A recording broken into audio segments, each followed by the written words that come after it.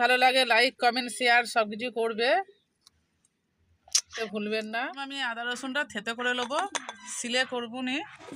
এটা হামার স্থিতিতে একটু গোটা গোটা থাকলে ভালো লাগবে। থেতো হয়ে গেলে রাখবো। নুন দেবো, হলুদ গুঁড়ো, অল্প করে একটু লঙ্কা গুঁড়ো দেবো, ধনে গুঁড়ো। তো পানি দিয়ে এটাকে আমি একটু ব্যাটার তৈরি করে নেবো ঘন করে, এরমভাবে গুলে নেবো।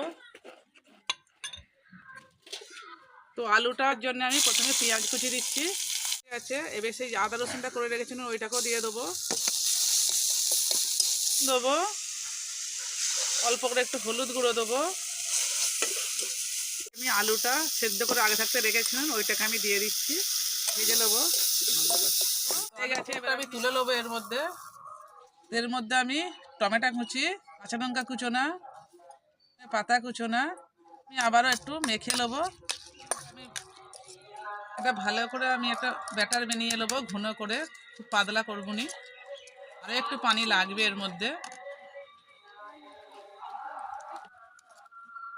একটা আমার তৈরি হয়ে গেছে, আমি এই রকম ঘনটা রাখবো। এক প্যাকেট রুটি নিয়েছি, এর মধ্যে আমি আলুর পুরটা এরমভাবে লেগিয়ে দেবো। আমি এর মধ্যে আর একটা রুটি চাপা দেবো এরমভাবে।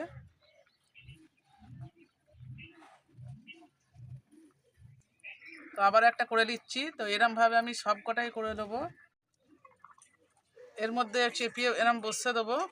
এরমভাবে আমি সব কটাই করে দিচ্ছি। সব কটা আমার ব্রেড রেডি হয়ে গেছে। এবার আমি চুলোতে চলে যাব।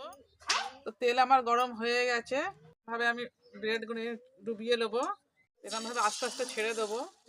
তো এক পিঠ হয়ে গেছে, এই পিঠটা আমি উল্টে দেবো।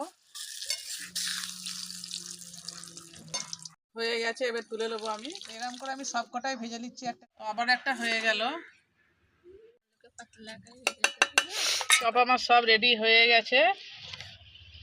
লাইক কমেন্ট শেয়ার সব কিছু করবে। তো অবশ্যই আমার চ্যানেলটাকে